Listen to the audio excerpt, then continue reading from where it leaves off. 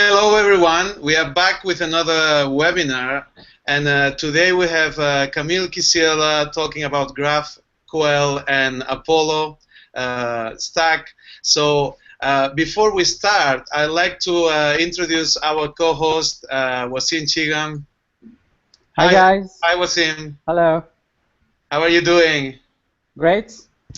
Thanks. What's that hat? What's going on there? It's my lucky hat. Oh, very nice, very nice. So we have Kamil Kisiela today. You are joining us from a special place, a special location, isn't it? Yeah. It's live from Googleplex at Mountain View. And and Wasim, you should definitely borrow me this hat because I lead like huge amount of lag today. Because this is my first webinar, this is my first talk in general. So yeah, keep your fingers crossed. Yeah, we wish you all the luck. Don't give me the hard time. It's gonna be good. Don't worry. I hope so. So yeah, you have whenever you want, you can share your screen, or if you want to do a little intro, maybe of yourself, so we know who you are and what you do. Like just a small. I know myself. I know you too. So, yeah, I'm the guy from Poland. I'm working currently on Angular to Apollo. So this is the integration of ApolloStack for Angular 2 apps, and it's basically like a client for Angular of GraphQL. So yeah. And I managed to create many open source projects, maintain it. Like I'm the core developer of Angular-meteor team. So yeah. Awesome. Yep. Well, so I think that's it. Nice. That's good. That's good. Good intro. So yeah, whenever you want, you know, you have it on your hands now. Sure. So I'll share the screen. I prepared a presentation. It's not a long presentation, but then we will come up to demo. So you guys, do you see my screen? Yeah. That's nice. Okay, so I will start. So my presentation is going to be 20 minutes long, and there's plenty things to be explained. And I want to encourage you all to just take a look on GraphQL. I'm going to show you the whole concept, but in a very rush. So I already introduced myself, so there is no point of doing it again. But title says we're going out into space. So let's imagine we're in a space shuttle, and since it's a flight and to the amazing land of GraphQL, as a captain, I need to explain you the passengers few safety rules. First, you can ask any questions at the time of this webinar on Twitter, YouTube, I think. Right? This is. Yep. It's correct? Okay, so that's fine. And because it's being recorded, you can come back to any moment you want. If you want to watch it again and stuff. So yeah, and third, just enjoy the power of GraphQL. So first of all, I'm not going to do a tutorial or an exhaustive and comprehensive lecture. And wait a minute. No? Yeah. No. It's like I will just want to show you the meat. Oh wow! And to encourage you. This is it.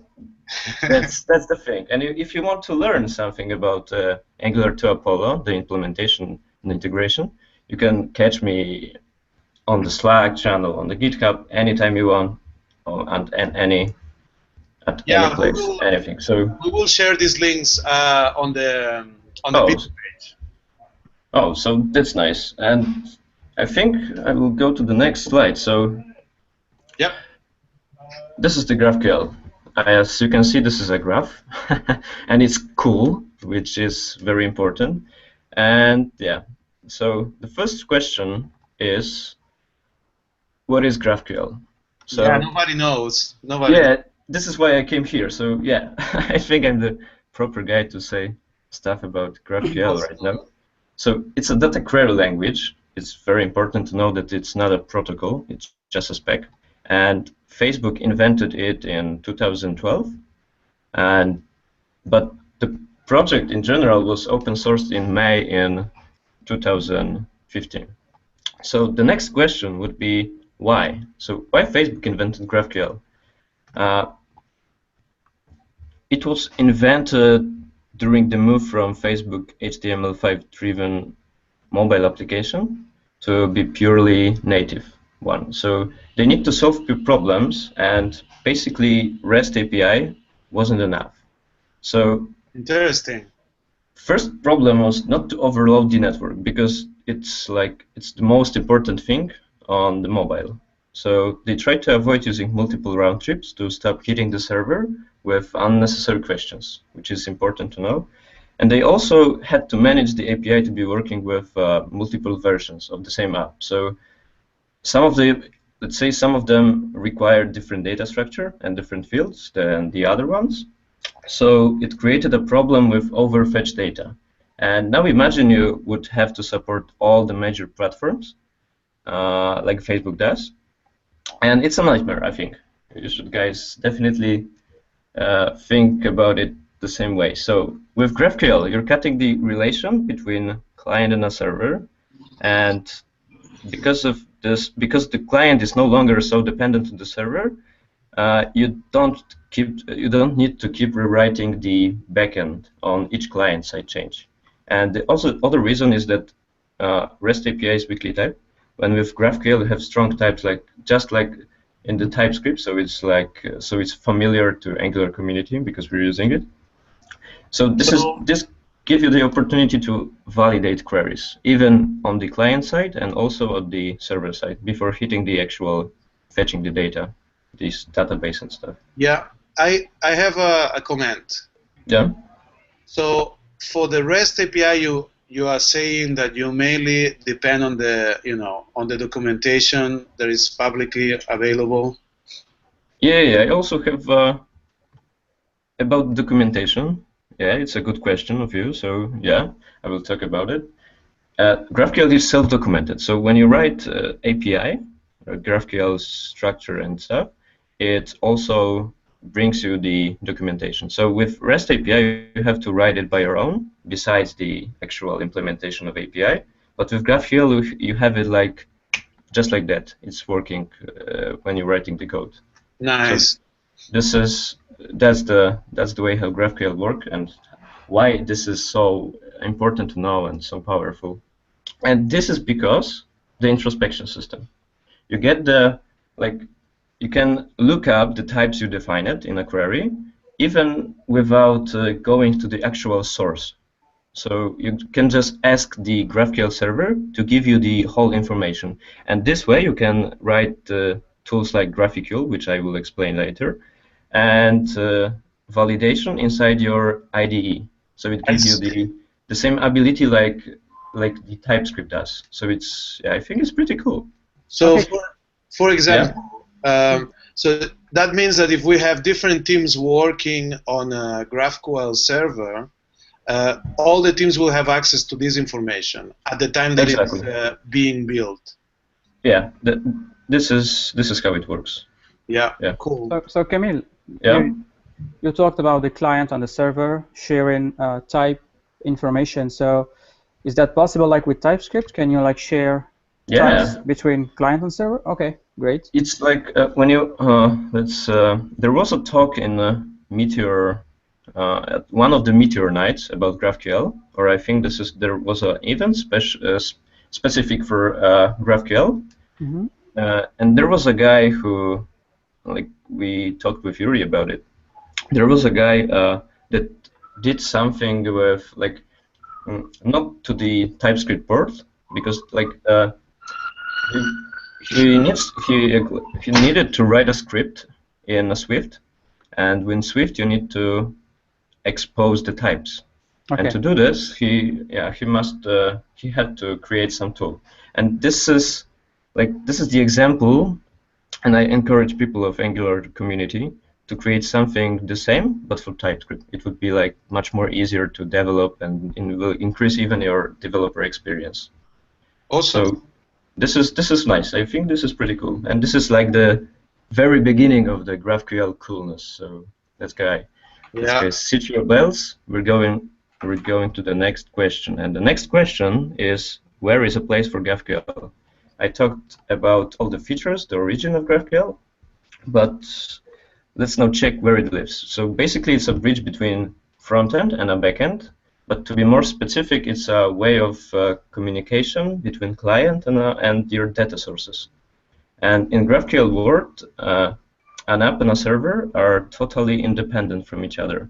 So it means that a mobile app can fetch data from the same source as an app from different platform. And let me show you the structure of an app that is using GraphQL. So it doesn't really matter if it's a React or Angular app. It's just a general conception of the whole infrastructure of modern web application, of modern application in general. So as you can see, there are two main groups. First one at the top is the client side of our infrastructure. The other one is the server side. And you already see where is the place for GraphQL, but I will explain it to you in a couple of seconds. So on the client side, when we have mobile application, this could be on any platform. But let's focus on our part of the world, which is web application. And it could be based on React, as I said, on Angular. It doesn't really matter because they both share the same principles. And I think, in my opinion, the most important one is that an app is structured with three of components. And each components, oh, it's my mistake, each components work with on the same data as, like in every application, we would fetch this data using HTTP REST or WebSocket with a PubSub module. And with GraphQL, it's absolutely the same, which is nice. But instead of sending raw payload directly to an endpoint, we use tools like ApolloStack or Relay. And because Relay has no integration with Angular 2, we must stick with ApolloStack, which is great because I created it. So yeah. And this is where the GraphQL part really begins. And remember, we're still on the client side. So our request has been parsed by GraphQL client, and the request has been sent to the server. And I was talking about validation. Here where it comes. Here we can here we know when if our query is properly written, and is there any error and stuff. So you can just be notified in the same time when you hit when you do an action with ApolloStack client. And yeah, that's the end of the client side. So let's move the not more interesting part, but okay. Then request gets to this GraphQL server, which you see at the top of this screen. Yeah. And this server communicates with microservices or even any databases that you want, or even the external API. So you can, to migrate easily from REST API to GraphQL, you can bundle GraphQL on top of your existing REST API. So we can just do the internal requests inside the GraphQL server.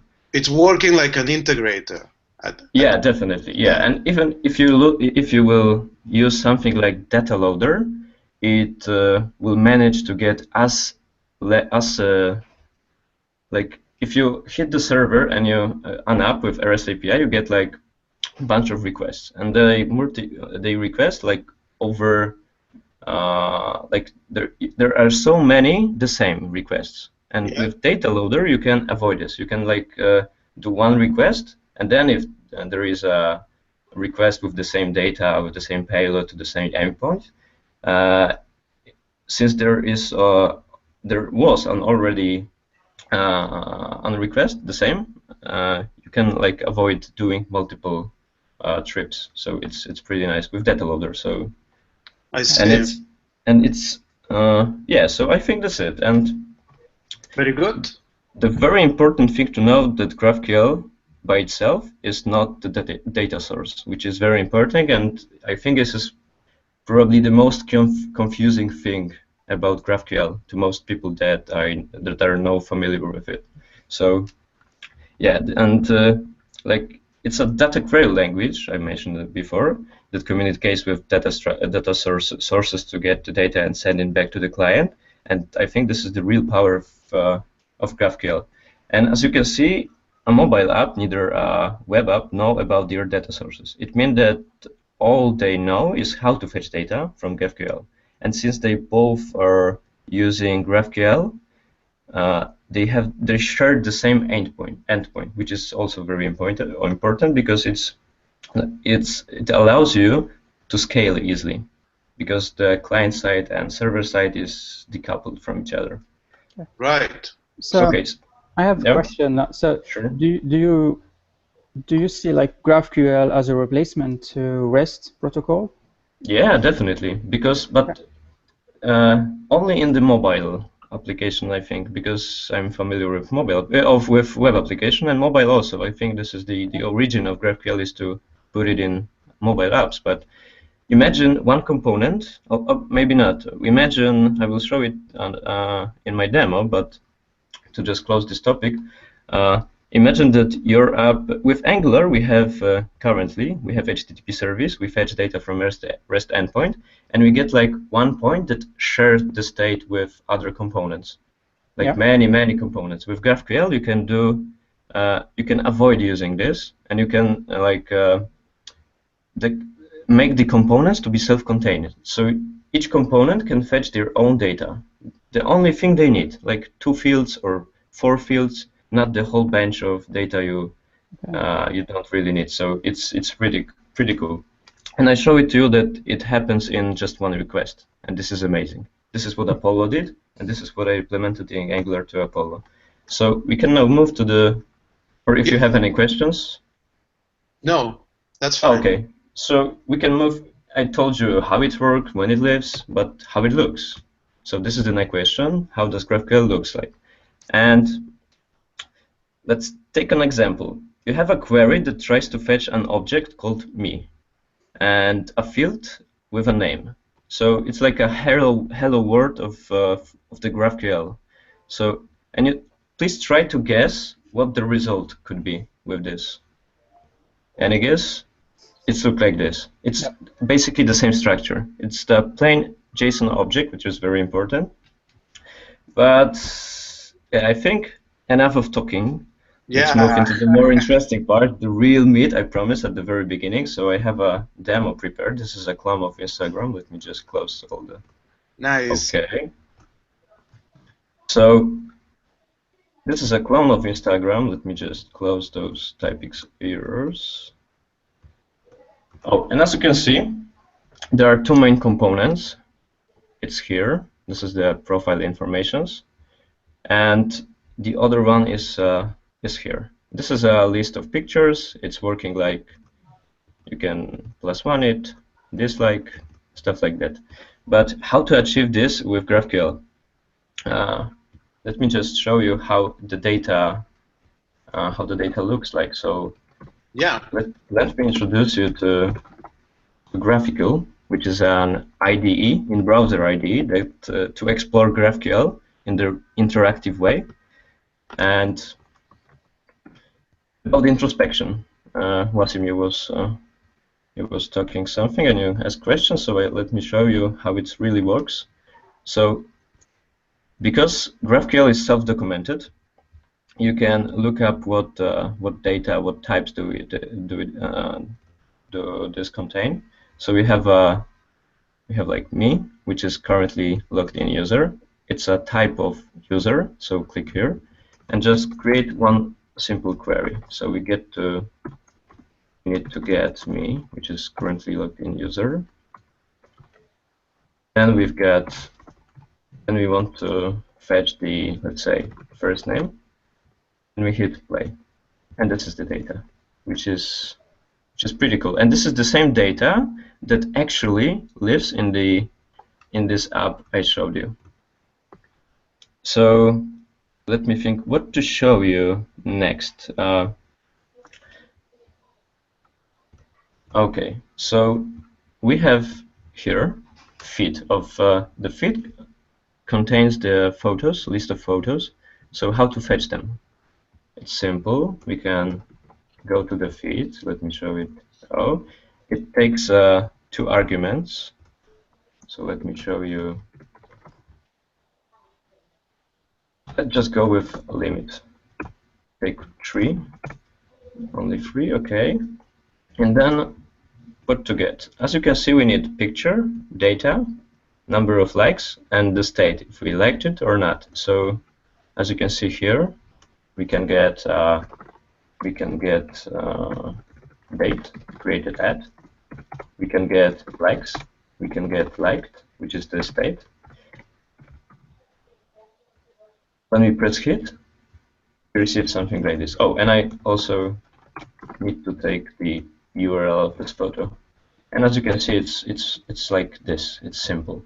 And let's say we want to also get an author, and this author is a type of user. So what the user have? It's first name and surname. When we press play, it fills up. So this is in my opinion, pretty amazing. Yeah. Can you fetch multiple endpoints in the same request? Can I what? Can you fetch multiple endpoints in a simple request? I don't understand. Like if you need to get the number of likes from another endpoint or another source, and like join the results, is it possible? You can do something. I'm not sure what you want to achieve this way. This is yeah. In your example, the number of likes are stored in the same schema, you know? Yeah, because this is a type of, let me show you, let me show you something. This is, that gets the ID. Yep. This is the photo ID. So we can, because the likes, number of likes is a property of some type, and this type is a photo. We can get something like this. You get the likes. This is it. So I don't know exactly what did you want me to say. Show, but because you can't really like I think so rearrange the whole structure. You can like fetch the data only this type provides. So we can like you cannot really put this like I need a photo. Like okay, so you have to play with types in general. So you can place it anytime you want on any in any place in the structure, but only if it fulfills the type, which is photo and a feed, like you see here. So the feed is an array of photos. And let me show you the introspection, which is pretty cool. This is how it works under the hood. So this is a schema, and it gets the types. When you hit play, we have like scalar types, which are the predefined types, and we have this our custom one. So photo, user, and mutation also is one of our types. So it's pretty cool, I think. This is how the whole validation inside IDEs and stuff works because of the introspection system. Yep. Yeah. But yeah. So back to the demo. I will show you the. Oh, so imagine we have I prepared a couple of exactly 3 data sources, which is GraphQL and 2 REST endpoints. But I will show you just the one. So let's go to the network. This is the thing with overloading the network. With REST endpoint, you get bunch of unnecessary requests, as you can see here. And we'll just refresh it. Oh, this is how I didn't switched. So can you please zoom a little bit? Oh, sure. Thanks. Okay, and the example also, or? No, that's fine. Okay, so as you can see here, we get bunch of requests. First one is to get the profile, then it links to the actual user, then you get the list then you get the feed, which is the array of links to the actual photo data. But with GraphQL, you get something like, let me show you, like 1 request. This is just 2 options, so this is just 1 request. And it's working because of query fetching. And imagine you have like dozens of components like this. When this component fetches their own data, this component fetches their own data, and there are plenty of this. And you get like 1 request, 2 requests, 3 requests. And with query fetching, you get everything just in one. And it's because, let me explain you how the query batching feature works. So when you have a bunch of requests that happens in a short period of time, it's merged into just one request, and you get the one result, which is pretty cool, I think. Yeah. Yep. Really nice. Okay. Yeah. Yeah, so I can show you how to start working with Apollo. Here's another app. I used Angular CLI to be like more familiar for many people, and we have a client. We have to define the client. We have to define the endpoint. By default, it's like it's pointing to the same host with this backslash GraphQL endpoint, and this is the query batching feature. This is the flag. I turn it on, so yeah, and nice. It's just like that. If you want to get just one result instead of many, and you have like, okay, so you get like one result, you get you enable it like this, and that's it. So how would you debug a GraphQL requests or code in general? GraphQL in general, but debug on the client side. I mean debug or log or. Oh, with log you get something. Let me show you. You've got here the requests, but it also contains the Apollo error, which is you get the error with a whole bunch of information about what happens. Okay. Even on the client side, not after it hit the server. It also hit the server if you want to and stuff, but you get the Apollo. It calls the object is called Apollo error, and it's working. I will show you how it's working. Okay, when you can like catch it. So let me show you the profile component, which is just the presentational component, and how to get data for it. So let's go to the GraphQL. We have a service. We've got photos, and as I said, we fetch only ID of like list of photos, but the only ID we need. So we've got here like photo. This is another component, which so photos is a component that contains photo components. So photos is a container, and photo actually presents the data. And as you can see, we have a query. Let me show it to you in GraphQL. Something like this. Let's say this is a photo with ID equals 9, and we've got the result. So we can just easily copy paste it and put it here. This is how it works. This is the simplicity. Yeah. Okay. And I seen in a video, I think it's from the GraphQL Meetup in San Francisco, that they show an integration, which is because now we are using this GQL string. This is to parse the actual string into GraphQL document. So they have shown how it's possible to integrate the graphical, error check into the IDE, and that's I think really promising. It's not finished yet, but they have shown some examples. So you could write the query just in the IDE instead of going to graphical. Yeah, definitely. That's the simplicity of GraphQL, I think. And let me show you. This is the query, but how to fetch it? We've got like watch query method that returns unobservable, which is basically the same as the HTTP service, so it's pretty to understand. And we put the query here, and as you can see, we've got variable. So we get like a photo with ID equals like 9 or something, and we put it here. So this is the way to fetch data. But there is another feature I would like to show you, which is +1. And as you can see, with as you can't see really, but let me show you here.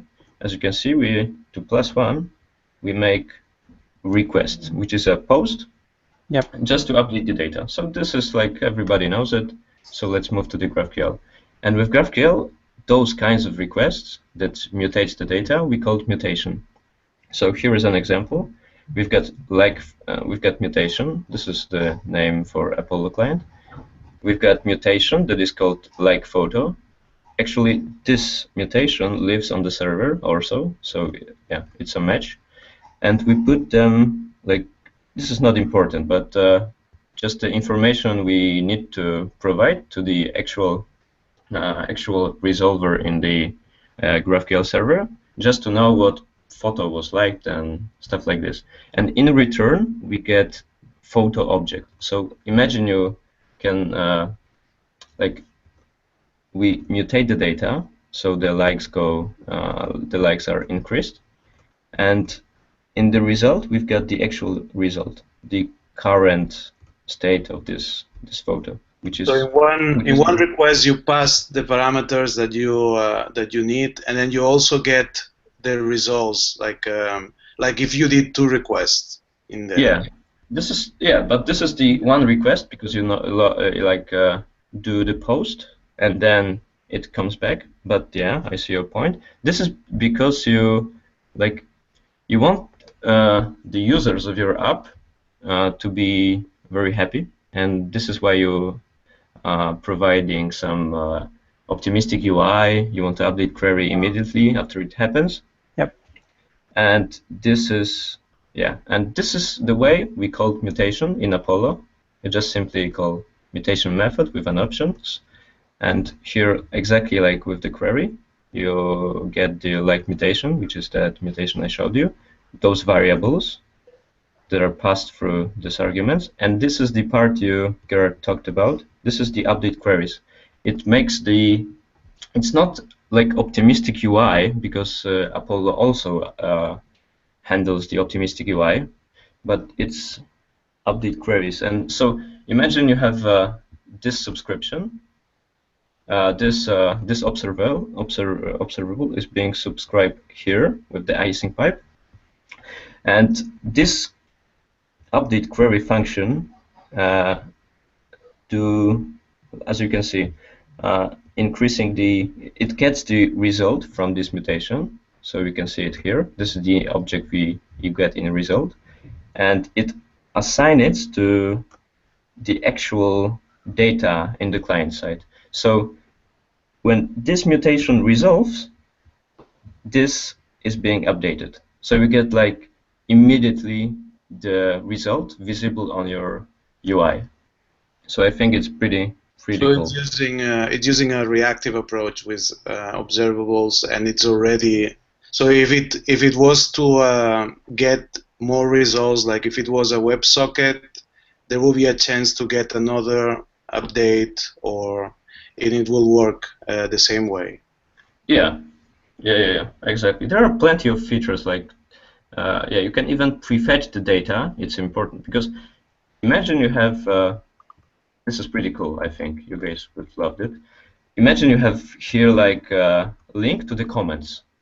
Yes. And you can prefetch those comments. Like, let's imagine this thing has on hover, like when you mouse over it, it calls the query on the server, on the client side, and so it fetches the data, and because it's in cache, when you go to the actual page, it's already in it. So you get like these like immediate response. So you click and that's it, and you see the page. There is no fetching again happen. So it's pretty cool, I think. Yeah. So I think this is it. This is the end of my presentation with the demo. So if you guys have any questions. Yeah, I have a question. Sure. Okay, thanks. How do you handle offline requests with GraphQL? Offline requests. Yeah, I mean, can you cache requests, like if you're using Firebase, or I mean, what's the common use case with GraphQL and offline? GraphQL and offline. I'm not that familiar, but imagine it's all living in a cache, so we can like +1 plus like do the actions, and I think that it's impossible. I don't think it's impossible right now, but maybe it is. But maybe this is the the thing of Apollo client, no Angular to Apollo by itself, because we're just providing the integration. But I think it's possible because, as you can see, the whole data is kept with in a cache. So like you could store it in the cache, and when you go online, you sync back. Yeah, even with server-side rendering, we can like prefetch the data on the server side, put it in a. It also works with Angular Universal. Yep. But I don't think it's working right now because there is no support for RS6, which Apollo is supports. So yeah. Okay, Kamil, can you switch? Can you switch your so we can see you? Okay, sure. Oh, that's it. Let me just. Okay, I'm back. Okay, good. So yeah, it was a really interesting presentation, and I like the demo showing the different approaches and showing how you can move from multiple requests just to get all the information, navigating from these images IDs to get the actual data from the images and also the likes, and then you move from those like maybe 15 requests to just one. I think that was really cool, and I don't know, Wasim, do you have any questions? Yeah, I have 2 more questions. Cool. First one. Do you think like the public API providers like GitHub, Twitter, all of them, do you think they will like support GraphQL? Yeah, this is I read like in the morning, early morning, about that. That GitHub's announced that they will support GraphQL. So this is the one of the answer to your question. I've seen the movement into the GraphQL, but not the living REST API. But it's working like right beside, and then we can like migrate everything to GraphQL. Yeah, so, there's a tool. It's a tool in a project that it's called GraphQL Hub, and you can go there and navigate Twitter. You can navigate GitHub, but they create these GraphQL interfaces. Okay. But you can use graphical. And you can use these different APIs that are the common ones. So it's called GraphQL Hub. Okay. And there's a URL. I'll share it later. Sure. So my second question is like it's more for like enterprise apps. Do you think like GraphQL is compatible with enterprise big huge applications? Yeah, I think because the good thing about GraphQL is that Facebook uses it internally.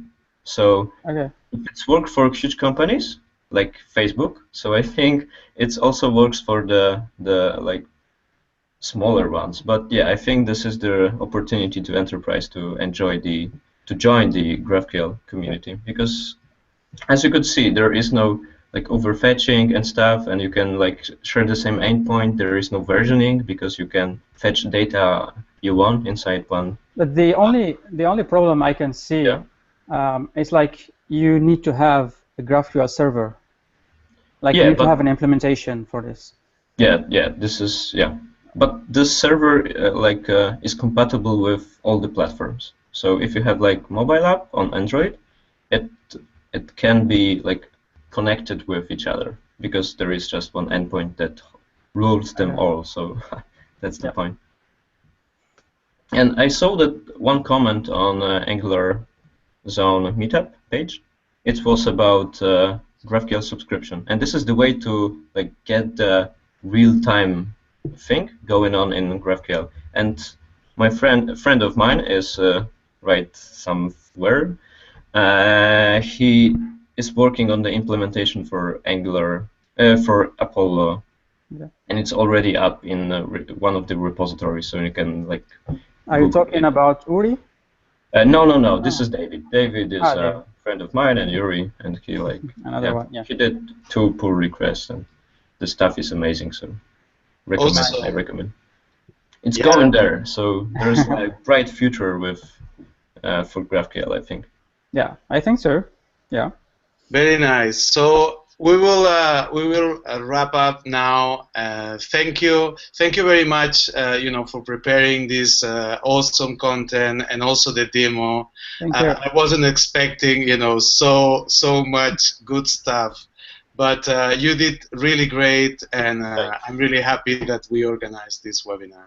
Yeah, it was my first webinar, so thank you guys for inviting me. I really appreciate it. You're welcome.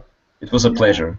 I hope it was a pleasure for both sides, but it was a pleasure for me at all. You can come back later again. Yeah, sure. Okay, so thank you everyone for coming again and watching this webinar. See you soon. Bye. Bye. Thanks.